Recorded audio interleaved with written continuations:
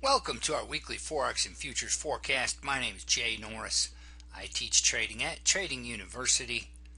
First market we'll take a look at will be the Australian US dollar, Aussie US dollar. The ratio to me says it all, and that's where I go first. Interesting, you see the majority short-term patterns. Well, heck, all the short-term patterns are down here, so you have to respect this down stroke here, this down move. As a day trader, that's the way we'd be swinging. On the other hand, see that green line? That's my 50-day pattern. In my experience, your most important pattern is your 50-day pattern. Technically, it's a little longer than 50 days. Bottom line, this is a pretty good level of support to hang your hat on from a trader's perspective. If I go intraday here, here's how I'll approach the Aussie. If I get any kind of a formation, any kind of double bottom, head and shoulders, even a V bottom on that level, I'm going to take a strong look at that. I'm probably going to take that trade because I know percentage-wise, I'm looking at 75% accuracy. So, it's just a trade. I'm not here to pick a bottom. I'm not here to anticipate what's going to happen in the big picture. It's just a trade. So, definitely a level to watch right there in the Aussie. And that's going counter to the short-term patterns here. Usually I'm a short-term guy. On the other hand, the 50-day, I know from experience that's a pretty stout pattern, and that would be one to take a good look at it. So despite the majority short-term patterns being down in the Aussie, I like hanging my hat on that 50-day, and guess what? I got the support of that secondary too. I like this pattern here, that I guess you'd call it, this being the long-term pattern down, intermediate term pattern up, short-term pattern down. I like that intermediate term pattern up, especially when you're in an environment right now where you got the Fed news out of the way, yet the majority of short-term patterns are still down in the dollar too. So we'll get to that shortly too. Next market we'll take a look at would be the dollar Swiss. Your bottom line as a trader is to make money. It helps if you're a good analyst. Forecasting markets, maybe it's good for the ego, but I'd rather be a good trader than a good forecaster, right? Here's our old friend, the Swiss franc. You found this guy finding support right on the 50-day retrace of that all-powerful 50-day pattern. There's the 50-day again. Anytime you have that 50 up, you got that secondary up, I want to go along with those. So that's my MO here. Anytime I'm on top of longer-term support like that 50-day and secondary, that's where I'm leaning. So here's another guy where I'm very much interested in buying the dip there. If you go intraday, let me go with the 4-hour chart. You had a nice head and shoulder pattern on those important levels. Here you can see I was marking it. Look at that. Anytime your last impulse move starts retracing by more than 2/3, you got to sit up and watch that. This impulse move down, the last impulse move down, retraced more than 2/3. Then that one retraced it in a hurry, and then what happened? You got a nice little bottom in there. So overall, I like that support level in the dollar Swiss. From an investor standpoint, I've said it many times, I love this market. I think there's plenty of room on the upside, pan out to all the way to a monthly chart here in the dollar Swiss. I have mercy. Look at all the room on the upside in that market. So plenty of room on the upside in dollar Swiss from an investor standpoint. That means a whole lot more room from a trader standpoint. So here again, I like the intermediate term pattern. Buying dips in that guy.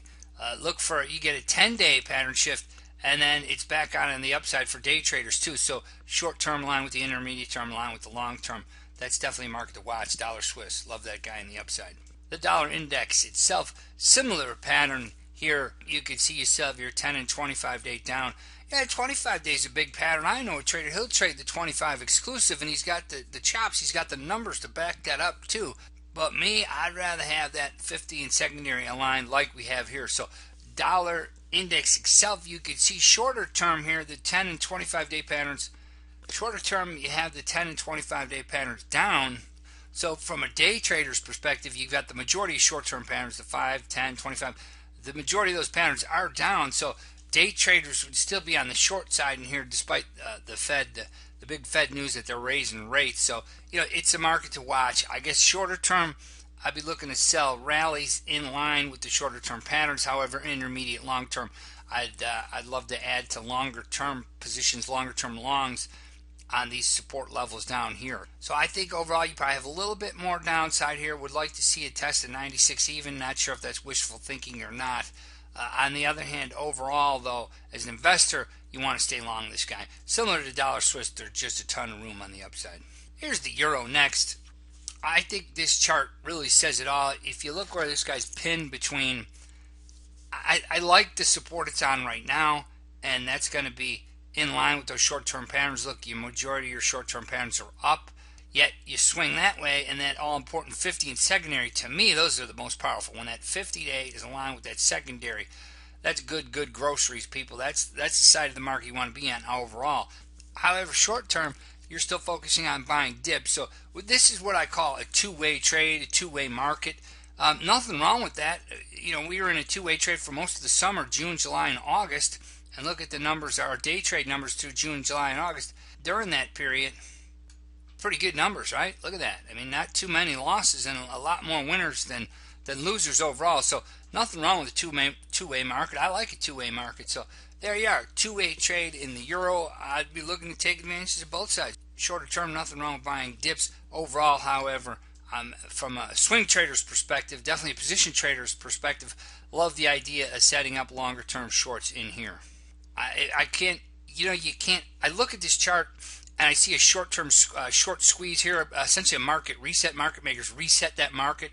Market makers were getting a little too long to be able to continue to make a market and stay profitable. So they reset that market. They punched out a huge rally. Basically had a vacuum in that market. Anytime you have a big number, all the orders, up and down bids and offers, get canceled, and that's what happened on the ECB decision.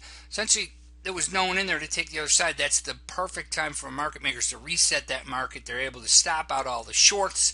They're able to take the other side of that. They're able to rebalance their own books. They're able to put themselves in a position to make a market going forward.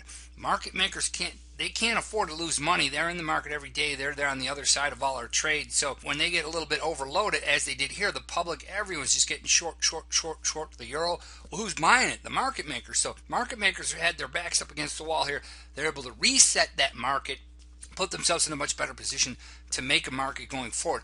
Here's where I'm going with that. It wouldn't surprise me if they're able to pull off another bit of a reset, or even the public themselves. Once you can reset them, once you can pin their ears back a little bit with a reset, that is the shorts, then the shorts themselves, the shorts that survive that reset, survive that vicious short covering rally, they'll start to get nervous themselves. So you can't rule out another short covering rally potentially into that 112 area of the chart. So that's something I'd be licking my chops about, being able to set up longer term shorts in the euro from that perspective. And I tell you what, the short term patterns would support that potential thesis too. So that's why I still like buying dips in the euro in here, even though longer term I'm a long term bear on this market. Next market, gold. Don't have a whole lot of interest in gold right now. I joked around a few weeks ago, maybe it was a few months ago. No, it was a few weeks ago. I said, if you look at gold closely, I compare it to a drowned sailor who fell overboard. If you look at the drowned guy too closely, the wave action will trick you into thinking he's still alive in there. And that's really where gold is. It's essentially a dead market, and it's getting ready to sink below the waves here.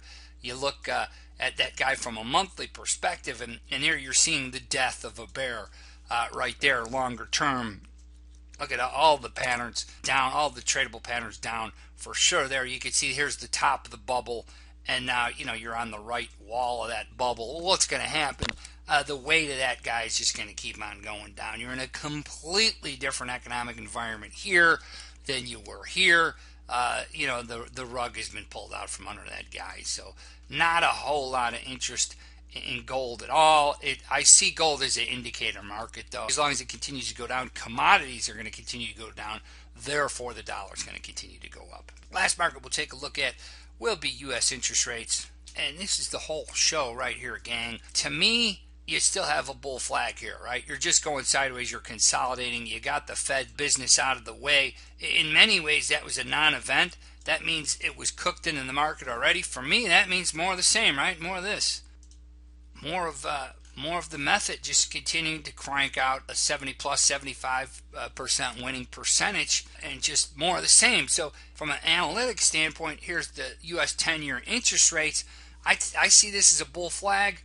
Market's just going sideways, biding its time. You'll get into the new year at some point. You'll break out of that bull flag, and then you'll put in a higher high in that market. Maybe you'll see 2.8% in U.S. 10-year. And to me, 3% is still a conservative number. So, well, heck, I'll just go out on a limb and say next stop for the 10-year when it breaks out of that sideways market is going to be 3%. And that's going to coincide, of course, with a breakout in the dollar, a breakdown in the euro, and a continued death of the gold market. Thank you so much. My name is Jay Norris. I teach at Trading University, and we'll see you next week.